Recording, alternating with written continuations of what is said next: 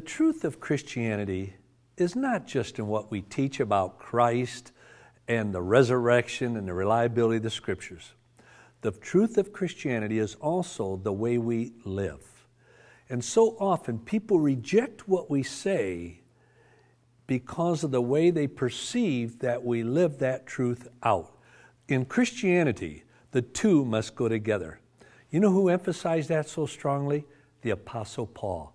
Now think of this. When you go back to why did they have such an impact in the world, in the early church?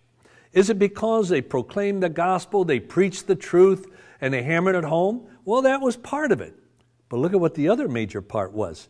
And Paul emphasizes this in 1 Thessalonians 2, verse 8, where it says this, having so fond an affection for you, we were well pleased to impart to you not only the gospel of God. You say, see, preach the truth, preach the gospel. Wait a minute. Not only the gospel of God, but also our own lives. Paul said, by the way you live is as important by the way you teach or preach about Jesus Christ. In that same book, in the first chapter, verse 5, Paul again emphasizes the same thing. He says, and you know that the way we lived among you was further proof. Further proof of what? Now notice what he's saying.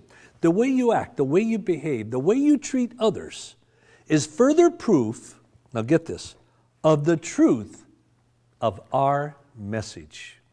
Paul is saying the way we live and the way we teach about Christ must coincide together. If they don't see it in our lives, then they have a right not to believe it when we proclaim it. In Romans 15:18, Paul drove this home again. He did it over and over again in the New Testament. Paul said, I have brought my children to God by my message. You say, see, teach your children the truth. But wait a minute. Paul says, I brought my children to God by my message and by the way I lived before them. There shouldn't be any discontinuity between what we believe and the way we live. The witness of a Christian is combining the two in relationships. And often that is where we fail in the world today.